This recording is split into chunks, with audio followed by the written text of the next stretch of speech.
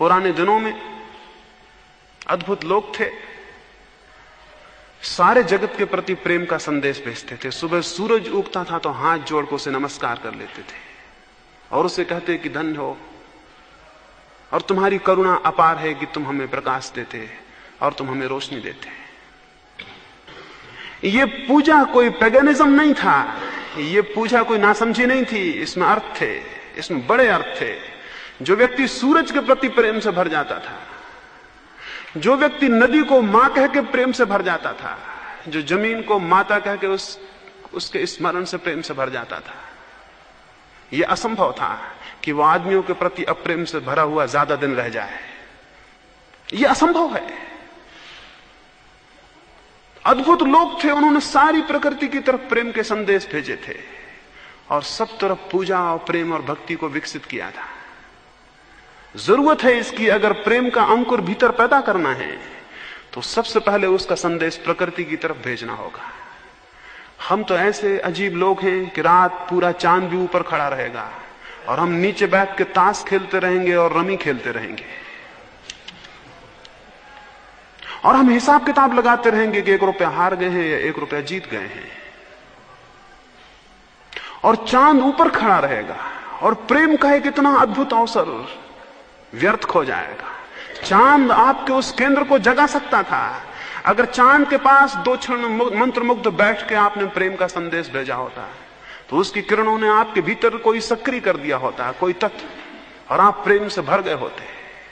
चारों तरफ मौके हैं, चारों तरफ मौके हैं।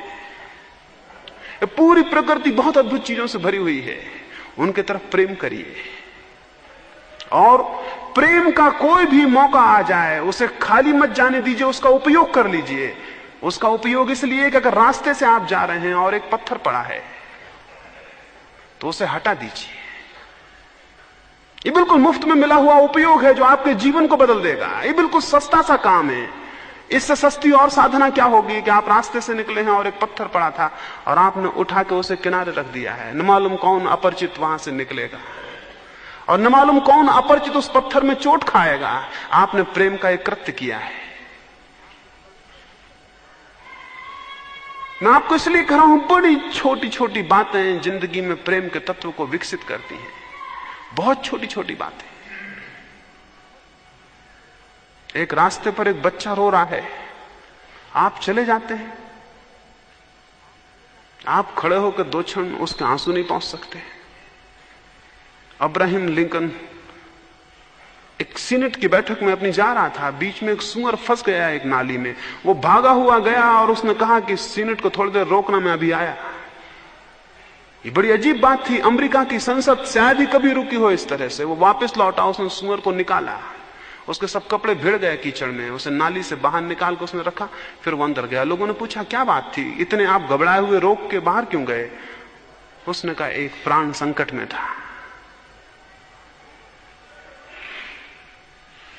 ये प्रेम का कितना सरल सा कृत्य था, लेकिन कितना अद्भुत है।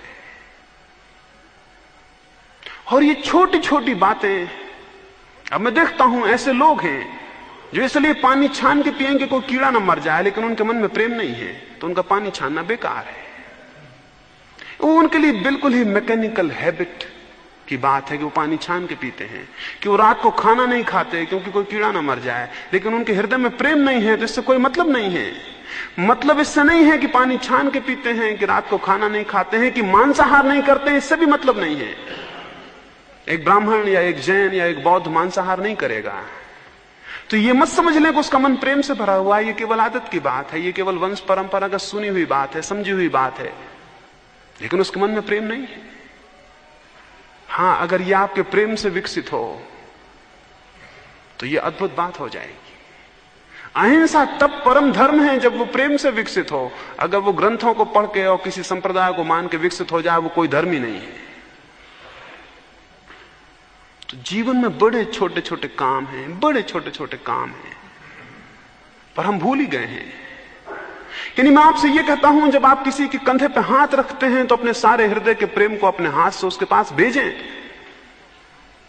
अपने सारे प्राण को, अपने सारे हृदय को उस हाथ में संकलित होने दें और जाने दें, और आप हैरान होंगे वो हाथ जादू हो जाएगा।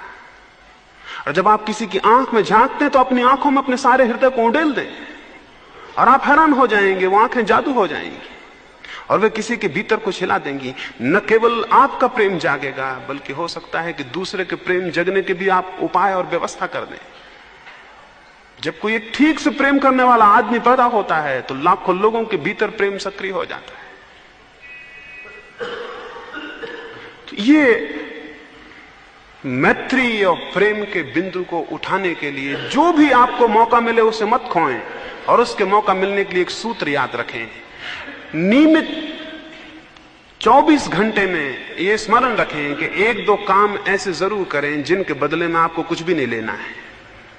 24 घंटे हम काम कर रहे हैं, उन कामों को हम इसलिए कर रहे हैं कि बदले में हम कुछ चाहते हैं। 24 घंटे में नियम पूर्वक कुछ काम ऐसे करें जिनके बदले में आपको कुछ भी नहीं लेना है। वे काम प्रेम के होंगे और आपके भीतर प्रेम को पैदा करेंगे। अगर एक व्यक्ति दिन में एक काम भी ऐसा करे जिसके बदले में उसकी कोई आकांक्षा नहीं है, उसका उसे बहुत बड़ा बदला मिल जाएगा, क्योंकि उसके भीतर प्रेम का केंद्र सक्रिय हो जाएगा और विकसित होगा। तो कुछ करें जिसके बदले में आपको कुछ भी नहीं चाहिए, कुछ भी नहीं चाहिए। उससे मैत्री धीरे धीरे विकसित होगी। एक घड़ी आएगी कि आप केवल उनके प्रति मैत्रीपूर्ण हो पाएंगे जो आपके प्रति शत्रुतापूर्ण नहीं है। फिर और विकास होगा, और एक घड़ी आएगी आप उनके प्रति भी मैत्रीपूर्ण हो सकेंगे जो आपके प्रति शत्रुतापूर्ण है। और एक घड़ी आएगी कि आपको समझ में नहीं आएगा कौन मित्र है और कौन शत्रु है। महावीर ने कहा है, मिट्टी में सब भूएसु वैरम मज्झ न के नहीं। सब मेरे मित्र हैं और किसी से मेरा वैर नहीं। ये कोई विचार नहीं है, ये भाव है। यानी ये कोई सोच विचार नहीं है, ये भाव की स्थिति है कि कोई मेरा शत्रु नहीं। और कोई मेरा शत्रु नहीं ये कब होता है? जब मैं किसी का शत्रु नहीं रह जाता हूं। ये तो हो सकता है कि महावीर के कुछ शत्रु रहे हों, लेकिन महावीर कहते हैं कोई मेरा शत्रु नहीं। इसका मतलब क्या है? इसका मतलब है मैं किसी का शत्रु नहीं। और महावीर कहते हैं मेरा वैर किसी के प्रति नहीं है। कितने आनंद की घटना नहीं घटी होगी, आप एक व्यक्ति को प्रेम कर लेते हैं, कितना आनंद उपलब्ध होता है। और जिस व्यक्ति को सारे जगत को प्रेम करने की संभावना खुल जाती होगी, उसके आनंद का कोई ठिकाना है।